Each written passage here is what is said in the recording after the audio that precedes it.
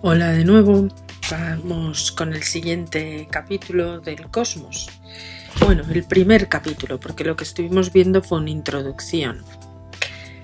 El cosmos es todo lo que es, o lo que fue, o lo que será alguna vez. Nuestras contemplaciones más tibias del cosmos nos conmueven. Un escalofrío recorre nuestro espinazo. La voz se nos quiebra. Hay una sensación débil, como la de un recuerdo lejano o la del caer desde lo alto. Sabemos que nos estamos acercando al mayor de los misterios. El tamaño y la edad del cosmos superan la comprensión del mal hombre. O sea, del mal hombre entre comillas, del hombre que es totalmente inferior en su inteligencia y sapiencia a lo que realmente puede abarcar. En este sentido, nuestro diminuto hogar planetario está perdido. En algún momento o en algún punto entre la inmensidad y la eternidad. Una perspectiva cósmica, la mayoría de las preocupaciones humanas parecen insignificantes, incluso frívolas. Sin embargo, nuestra especie es joven, curiosa, valiente y promete mucho.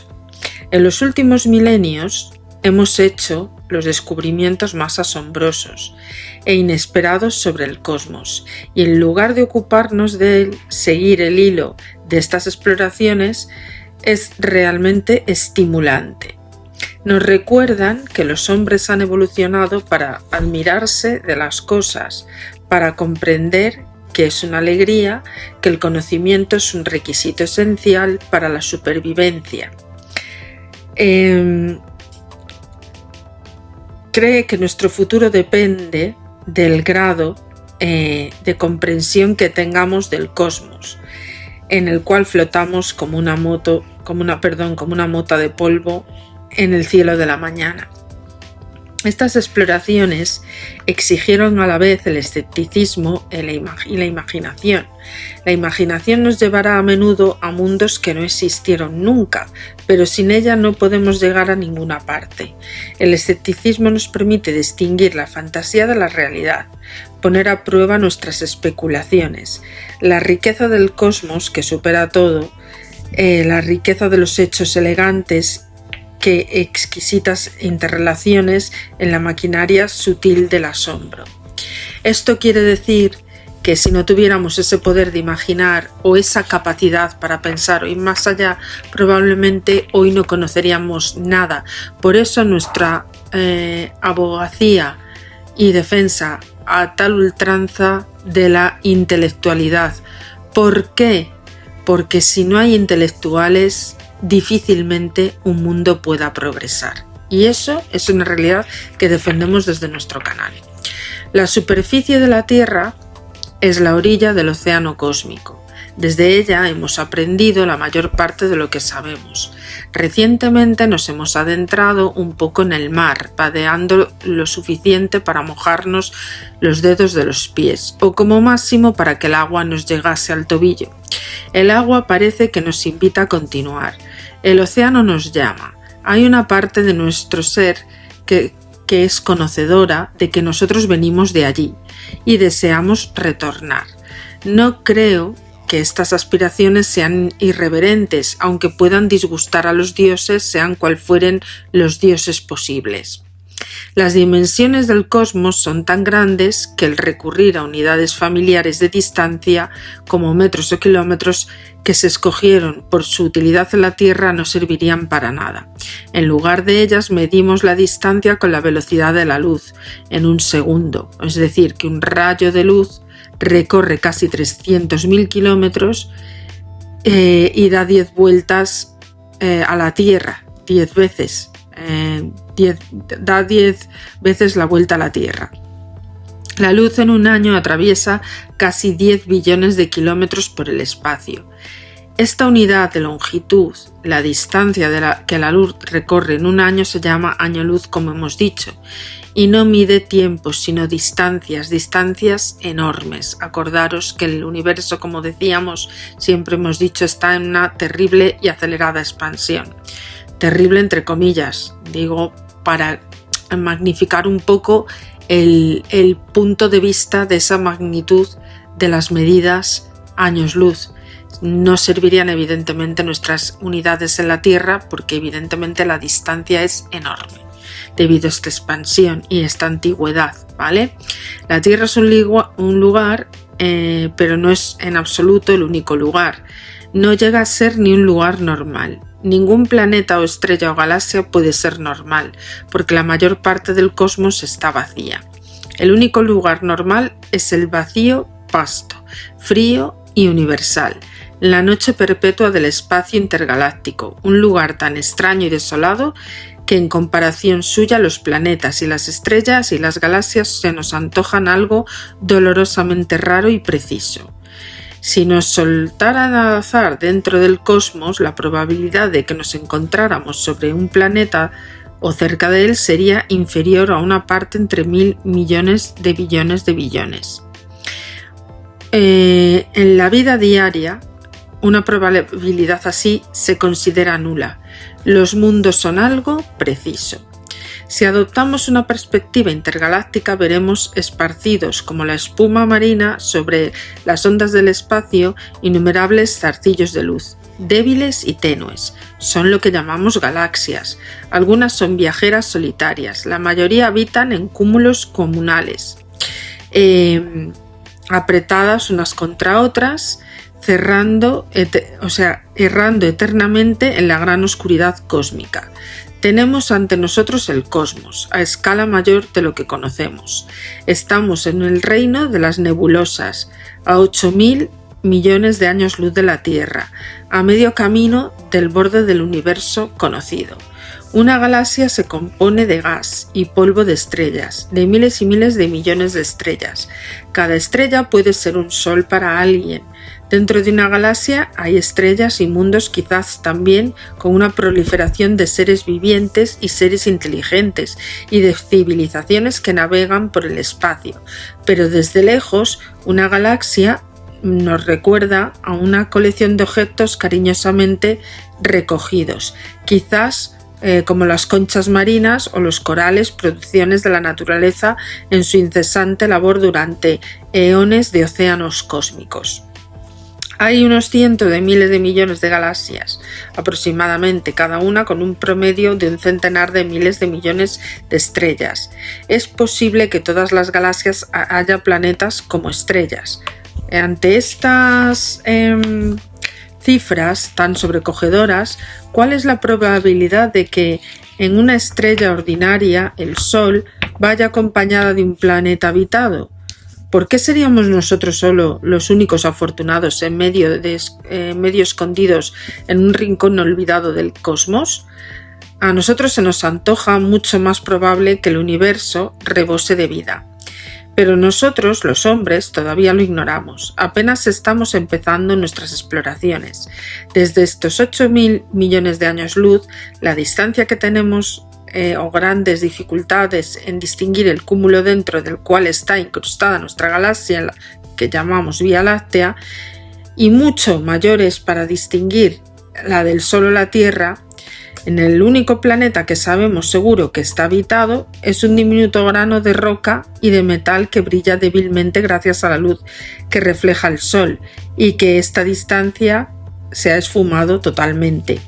Pero ahora nuestro viaje nos lleva a lo que los astrónomos de la Tierra llaman el grupo local de galaxias. Tiene una envergadura de varios millones de años luz y se compone de una veintena de galaxias, en un cúmulo disperso, oscuro y sin pretensiones. Una de estas galaxias es, por ejemplo, la M31, que vista desde la Tierra es una constelación de Andrómeda. Es, como las demás galaxias, espirales, una gran rueda de estrellas de gas y polvo. M31 tiene dos satélites pequeños, galaxias elípticas enanas unidas a ella por la gravedad, por las mismas leyes de la física que tienden a mantenerme sentado en mi butaca, las leyes de la naturaleza mismas de todo el cosmos. Estamos ahora a 2 millones de años luz de casa.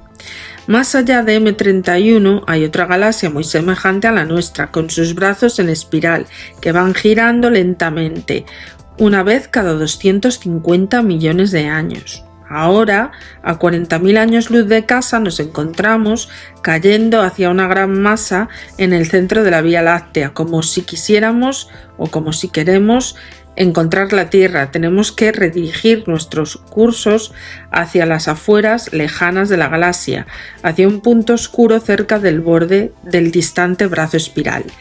La impresión dominante, incluso entre los brazos en espiral, es la de un río de estrellas pasando por nuestro lado, es decir, a nuestro alrededor, un gran conjunto de estrellas que generan exquisitamente su propia luz, algunas tan delicadas como la pompa de jabón y tan grandes que podrían contener en su interior a 10.000 soles o 1 billón de tierras.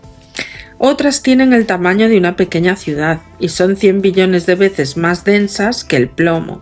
Algunas estrellas son solitarias, como el Sol, la mayoría tienen compañeras. Los sistemas suelen ser dobles, con 2 estrellas orbitando alrededor la una de la otra, pero hay una gradación continua de los sistemas. Es decir, que esto no es algo que sea fijo, sino que va cambiando. Pasando por cúmulos sueltos de unas docenas de estrellas hasta los grandes cúmulos globulares que resplandecen como 1 millón de soles. Algunas estrellas dobles están tan próximas que se tocan y entre ellas fluye una sustancia estelar. La mayoría están separadas por la misma distancia, a lo mejor que Júpiter del Sol. Algunas estrellas, las supernovas, son tan brillantes como la entera galaxia que las contiene, otras los agujeros negros, que son invisibles a unos pocos kilómetros de distancia. Algunas resplandecen con el brillo constante, otras parpadean de modo incierto o se encienden y se oscurecen con un ritmo inalterable. Algunas giran con una elegancia señorial, otras dan vueltas de modo tan frenético que se deforman y quedan oblongadas. La mayoría brillan principalmente con luz visible e infrarroja, otras son también fuentes brillantes de rayos X y otras de ondas de radio. Las estrellas azules son calientes y jóvenes, las estrellas amarillas convencionales de media edad, las estrellas rojas son a menudo ancianas y moribundas y las estrellas blancas, pequeñas o las negras están en los estertores finales de la muerte. La Vía Láctea contiene unos 400.000 millones de estrellas de todo tipo que se mueven con una gracia compleja y ordenada. Hasta ahora los habitantes de la Tierra conocemos de cerca, de entre todas estas estrellas, solo una. Cada sistema estelar es una isla en el espacio, mantenida en una cuarentena perpetua de sus vecinos por los años luz. Podemos imaginar a seres de mundos innumerables en su evolución que van captando nuevos vislumbres del conocimiento.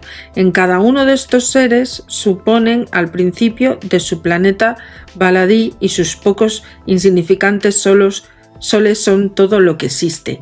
Creemos en aislamiento, solo de modo lento nos vamos enseñando el cosmos. Algunas estrellas pueden estar rodeadas por millones de pequeños mundos rocosos, sin vida, sistemas planetarios congelados en alguna fase primitiva de su evolución.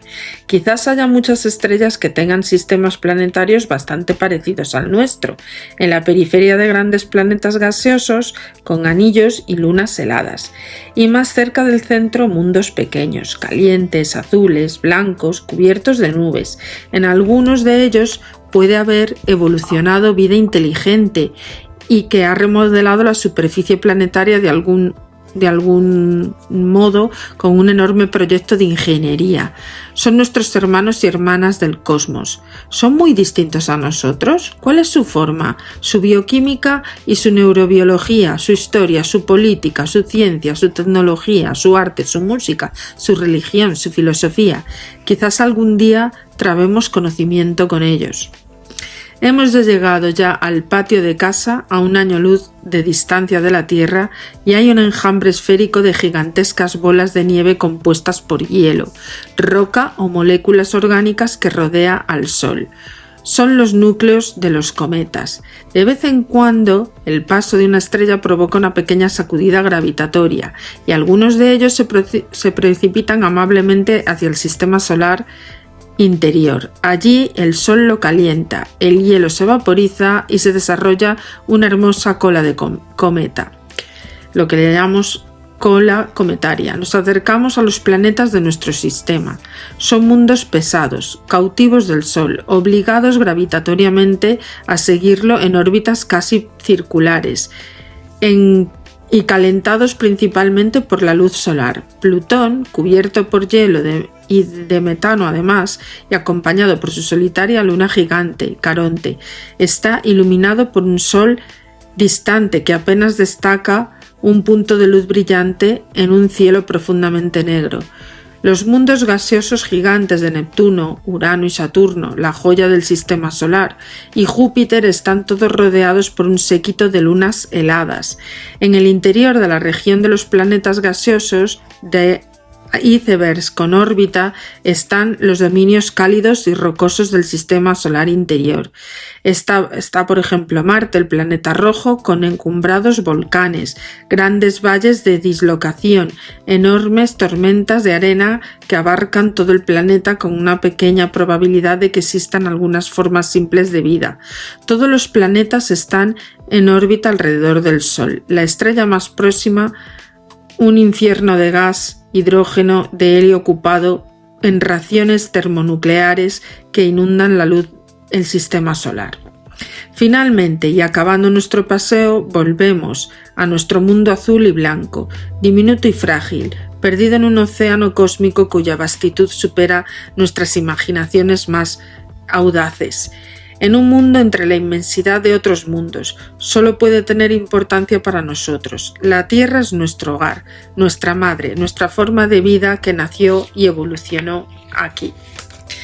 La especie humana está llegando aquí a su edad adulta.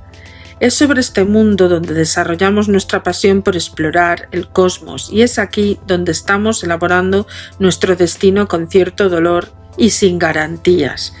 Bienvenidos al planeta Tierra, un lugar de cielos azules, de nitrógeno, océanos, de agua líquida, bosques frescos y prados suaves, un mundo donde se oye de modo evidente el murmullo de la vida.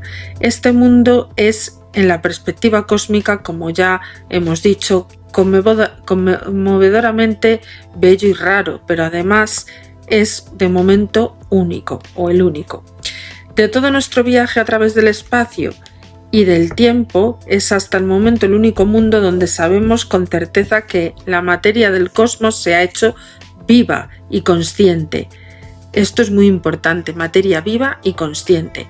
Ha de haber mundos que este tipo esparcidos por el espacio, pero nuestra búsqueda de ellos empieza aquí, con la sabiduría acumulada de los hombres y mujeres de nuestra especie, recogida con gran coste durante 1 millón de años. Tenemos el privilegio de vivir entre personas brillantes y apasionadamente inquisitivas, y que en una época en la que se premia generalmente la búsqueda del conocimiento, los seres humanos nacidos en definitiva de las estrellas y que de momento están habitando ahora mismo el mundo llamado Tierra, han iniciado el largo viaje de regreso a casa.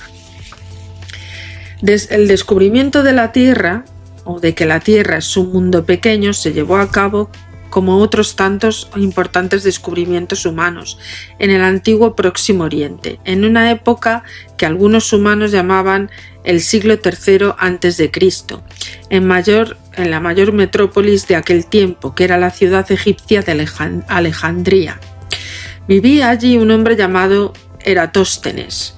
Uno de sus envidiosos contemporáneos le apodó Beta, la segunda letra del alfabeto griego, porque según decía Eratóstenes, era en todo el segundo mejor del mundo. Parece claro que Eratóstenes era alfa en casi todo.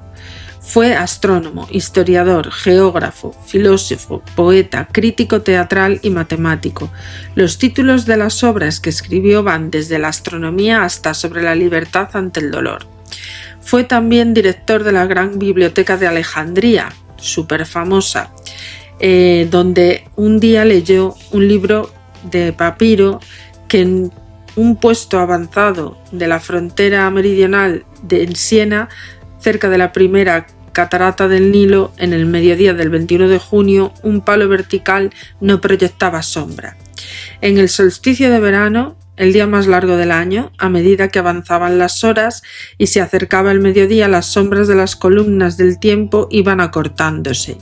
Al mediodía habían desaparecido. En aquel momento podía verse el sol reflejado en el agua en el fondo de un pozo hondo. El sol estaba directamente encima de sus cabezas. Esta era una observación que otros podrían haber ignorado con facilidad. Palos, sombras, reflejos en pozos, la posición del sol, ¿qué importancia podría tener cosas tan sencillas y cotidianas?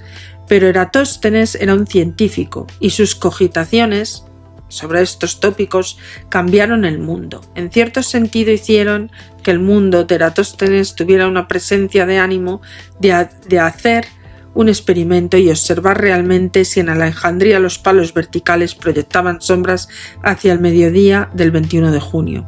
Y descubrió que sí, en efecto sí que lo hacían. Eratóstenes entonces se preguntó a qué se debía y en qué mismo instante un bastón no proyectara en Siena ninguna sombra, mientras que en Alejandría, a gran distancia, hacia el norte, se proyectaba una sombra pronunciada.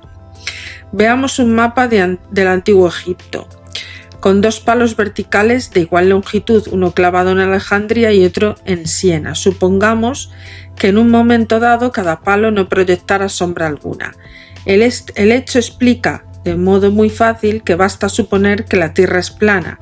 El Sol se encontrará entonces encima del mismo de nuestras cabezas, y si los dos palos se proyectan sombras de longitud igual, las cosas también se explica que la Tierra es plana.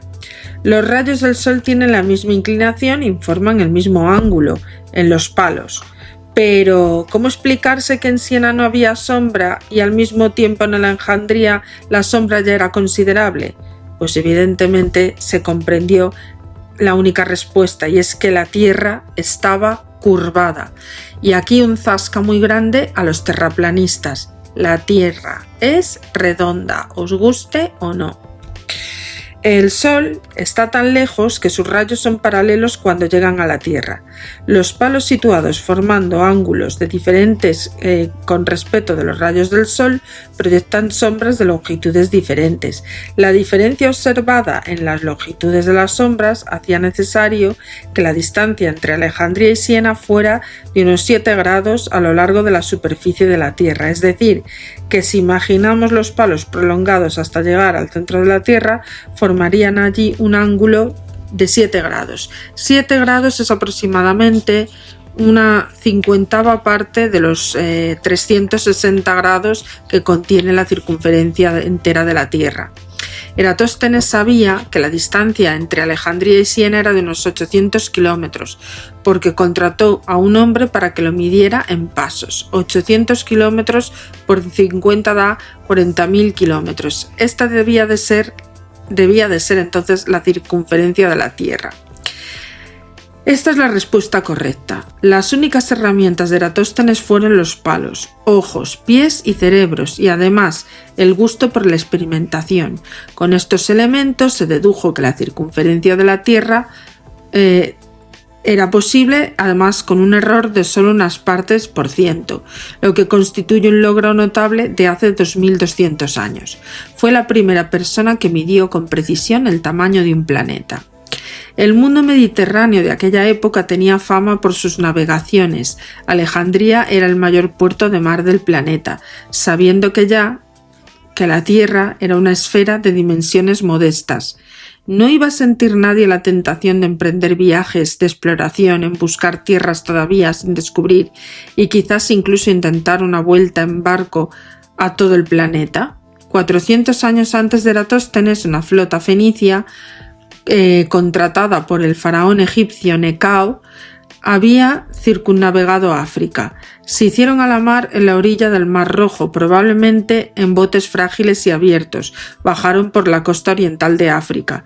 Subieron luego al Atlántico y regresaron finalmente a través del Mediterráneo. Esta expedición épica ocupó 3 años, casi del mismo tiempo que se tarda en una moderna nave espacial, el Voyager, en volar de la Tierra a Saturno. ¿Vale? Después del descubrimiento de Eratóstenes, los marineros más audaces y aventurados intentaron muchos grandes viajes. Sus naves eran diminutas, disponían únicamente de instrumentos rudimentarios de navegación. Navegaban por estima y seguían siempre donde podían la línea costera. Era un océano desconocido. Podían determinar su latitud, pero no su longitud, observando noche tras noche la posición de las constelaciones con relación al horizonte. Las constelaciones familiares eran sin duda un elemento de tranquilidad en medio del océano inexplorado. Las estrellas son amigas de los exploradores. Antes, cuando las naves navegaban sobre la Tierra, y ahora que las naves espaciales navegan por el cielo, después de Eratóstenes es posible que hubiera algunos intentos, pero hasta la época de Magallanes nadie consiguió circunnavegar la Tierra. ¿Qué historias de audacia y de aventura debieron llegar a contarse mientras los marineros y los navegantes, hombres prácticos del mundo, ponían en juego sus vidas dando fe a las matemáticas de un científico de Alejandría? En la época de Eratóstenes se construyeron globos que representaban la Tierra, vista desde el espacio. Eran esencialmente correctos en su descripción del Mediterráneo, una región bien explorada, pero se hacían cada vez más inexactos a medida que se alejaban de casa. Nuestro actual conocimiento del cosmos repite este rasgo desagradable pero inevitable. En el siglo I, el geógrafo alejandrino Estrabón escribió: quienes han regresado de un intento de circunnavegar la Tierra no dicen que se lo haya impedido la presencia de un continente en su camino, porque el mar se mantenía perfectamente abierto, sino más bien la falta de decisión, de la escasez de las provisiones. Eratóstenes dice que de no ser por el obstáculo que se representa la extensión del océano Atlántico, podría llegar fácilmente por mar de Iberia a la India. Es muy posible que en la zona templada haya 1 o 2 tierras habitables. De hecho, que en la zona templada, si esta fuera así, esta otra parte del mundo estaría habitada, y no lo está por personas como las que existen en nuestras partes, y deberíamos considerarlo como un mundo habitado. El hombre empieza a aventurarse, en el sentido casi exacto de la palabra, por otros mundos. La exploración subsiguiente de la Tierra fue una empresa mundial, incluyendo los viajes de ida y de vuelta de China y Polinesia. La culminación fue sin duda el descubrimiento de América por Cristóbal Colón y los viajes de los siglos siguientes que contemplaron la exploración geográfica de la Tierra. El primer viaje de Colón está relacionado con el mundo más directo, con los cálculos de Eratóstenes. Colón estaba fascinado por lo que llamaba la empresa de las Indias y un proyecto para llegar a Japón, China o la India, no siguiendo la costa de África y navegando hacia el oriente, sino lanzándose audazmente dentro del conocido océano occidental, o bien, como Eratóstenes había dicho, con asombrosa presciencia, pasando por el mar de Iberia a la India. Colón había sido un vendedor ambulante de mapas viejos y un lector asiduo de libros escritos por antiguos geógrafos, como Eratóstenes, Estrabón, Ptolomeo, o de libros que trataban sobre ellos. Pero para que la empresa de las Indias fuera posible, para que las naves y sus tripulaciones sobrevivieran a tan largo viaje, la Tierra tenía que ser más pequeña de lo que Eratóstenes había dicho. Por tanto, Colón hizo una trampa en sus cálculos, como indicó muy correctamente la facultad de la Universidad de Salamanca, que los examinó. Utilizó la menor circunferencia posible de la Tierra, mayor extensión hacia el este de Asia, y pudo encontrar en todos los libros que disponía, y luego exageró incluso estas cifras. De no haber estado las Américas en medio del camino, las expediciones de Colón habrían fracasado rotundamente. La Tierra, en la actualidad, explorada completamente, ya no puede prometer nuevos continentes o tierras perdidas, pero la tecnología que nos permitió explorar y habitar las regiones más remotas de la Tierra nos permite ahora abandonar nuestro planeta y aventurarnos en el espacio y explorar otros mundos. Al abandonar la Tierra estamos en disposición de observarla desde lo alto, de ver su forma esférica y sólida, de dimensiones eratosténicas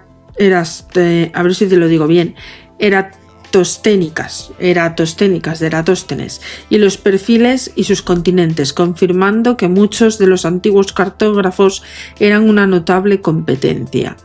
¿Qué satisfacción habrían dado estas imágenes a Eratóstenes y a los demás geógrafos alejandrinos?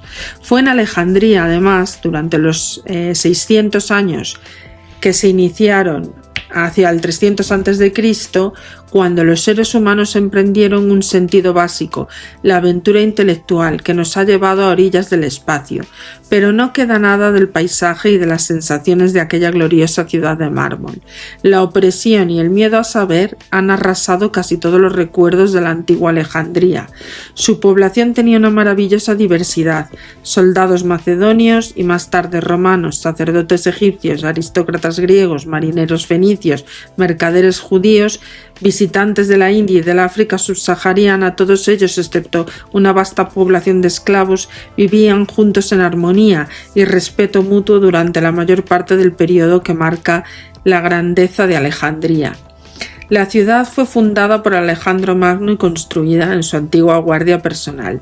Alejandro estimuló el respeto por las culturas extrañas y una búsqueda sin perjuicios del conocimiento según la tradición. Y no nos importa mucho esto que fuera cierto, ¿no? Se sumergió debajo del Mar Rojo en la primera campaña de inversión del mundo. Animó a sus generales y soldados a que se casaran con mujeres persas e indias. Respetaba a los dioses y las demás naciones. Coleccionó formas de vida exóticas y entre ellas un elefante destinado a su maestro Aristóteles. Su actitud estaba construida en una escala suntuosa, porque tenía que ser el centro mundial del comercio, de la cultura y del saber. Estaba adornada con amplias avenidas y 30 metros de ancho, con una arquitectura y una estatuaria elegante, una tumba monumental de Alejandro y con un enorme faro llamado el Faros, una de las 7 maravillas del mundo antiguo. Pero la maravilla mayor de Alejandría era su biblioteca y su correspondiente museo, en sentido literal, una institución dedicada a las especialidades más de lo que llamaban las 9 musas. De esta biblioteca legendaria, lo máximo que sobrevive hoy en día es un sótano húmedo y olvidado que le llaman el Sarapeo, y es el anexo de la biblioteca primitivamente, un templo que fue reconsagrado al conocimiento. Uno de los pocos estantes enmohecidos pueden ser los únicos restos físicos. Sin embargo, este lugar fue en su época el cerebro y la gloria de la mayor ciudad del planeta, el primer auténtico instituto de investigación de la historia del mundo. Los eruditos de la biblioteca estudiaban el cosmos entero. Cosmos es una palabra griega que estudiaban y que significa el orden del universo.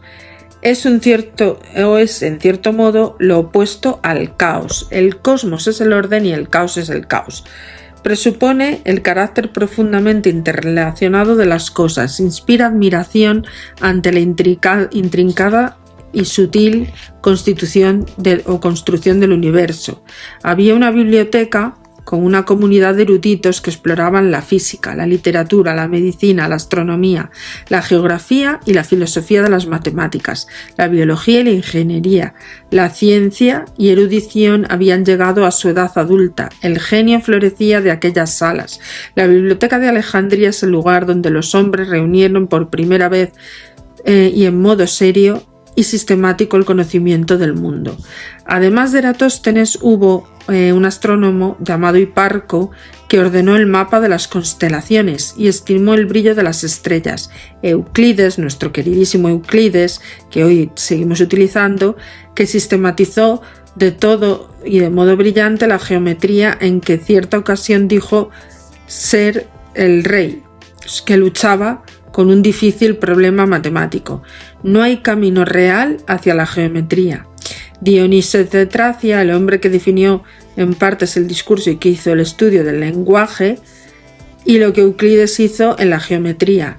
Herófilo, el fisiólogo que estableció el modo seguro del cerebro y el corazón de la sede de la inteligencia de Herón de Alejandría, inventor de cajas, engranajes y aparatos de vapor, autor del Autómata, la primera obra sobre robots. Apolonio de Pérgamo, el matemático que demostró las formas de las secciones cónicas, la elipse, la parábola y la hipérbola. De las curvas, como sabemos actualmente, siguen sus órbitas de los planetas, los cometas y las estrellas.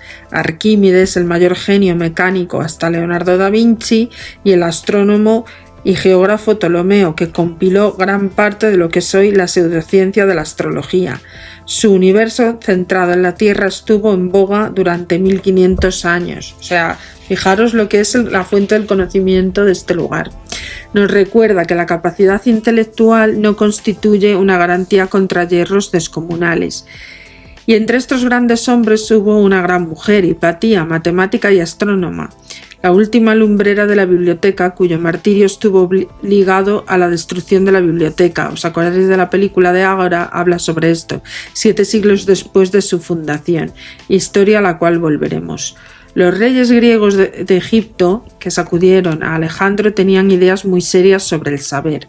Apoyaron durante siglos la investigación y mantuvieron la biblioteca para que ofreciera un ambiente adecuado de trabajo a las mejores mentes de la época. La biblioteca constaba de 10 grandes salas de investigación, cada una dedicada a un tema distinto. Había fuentes y columnas, jardines botánicos, un zoo, salas de disección, un observatorio y una gran sala comedor donde llevaban a cabo con toda libertad las discusiones críticas de sus ideas. El núcleo de la biblioteca era la colección de libros. Los organizadores escudriñaron todas las culturas y lenguajes del mundo. Enviaban agentes al exterior para comparar o comprar bibliotecas. Los buques de comercio que arribaban a Alejandría eran registrados por la policía, y no en busca de contrabando, sino de libros. Los rollos eran confiscados, copiados y devueltos luego a sus propietarios. Es difícil estimar el número preciso de libros a lo que parece que pudo llegar a albergar, pero que parece probable que la biblioteca contuvo 500.000 de volúmenes, cada uno de ellos en un rollo de papiro escrito a mano. ¿Qué destino tuvieron estos libros? Pues la civilización clásica que los creó acabó desintegrándose y la biblioteca fue destruida deliberadamente. Solo sobrevivió una pequeña fracción de sus obras, junto con unos pocos patéticos fragmentos dispersos. Y qué tentadores son estos restos y fragmentos. Sabemos que, por ejemplo, en los estantes de la biblioteca había una obra del astrónomo Aristarco de Samos, quien sostenía que la Tierra es uno de los planetas que orbita el Sol como ellos y que las estrellas están en una enorme distancia de nosotros. Cada una de estas conclusiones es totalmente correcta, pero tuvimos que esperar casi 2000 años para redescubrirlas. Si multiplicamos por 100.000 nuestra sensación de privación por la pérdida de la obra de Aristarco, empezaremos a apreciar la grandeza de los logros y las civilizaciones clásicas y la tragedia de su destrucción. Hemos superado pues en mucho la ciencia que el mundo antiguo conocía, pero hay algunas lagunas irreparables en nuestros conocimientos históricos. Imaginemos que los misterios que podríamos haber resuelto de nuestro pasado si dispusiésemos de una tarjeta lector para una biblioteca de Alejandría completa. Sabemos que habría una historia del mundo en 3 volúmenes, perdida actualmente por culpa de un sacerdote babilonio llamado Beroso. El primer volumen se ocupaba del intervalo desde la creación hasta lo divino, un periodo del cual se atribuyó una una duración aproximadamente de unos 432.000 años, es decir, 100 veces más que la cronología del Antiguo Testamento. Nos preguntamos cuál era su contenido. Los antiguos sabían que el mundo era muy viejo. Intentaron investigar este remoto pasado. Sabemos que ahora el cosmos es mucho más viejo que lo que ellos llegaron a imaginar. Hemos examinado el universo en el espacio descubierto en el que vivimos, como una mota de polvo que da vueltas a una vulgar estrella situada en el rincón más remoto de una oscura galaxia. Y somos la mancha en la inmensidad del espacio. Ocupamos también un instante en el cúmulo de edades. Sabemos que ahora nuestro universo, o por lo menos en su encarnación más reciente, tiene una edad de unos 15 o 20.000 millones de años.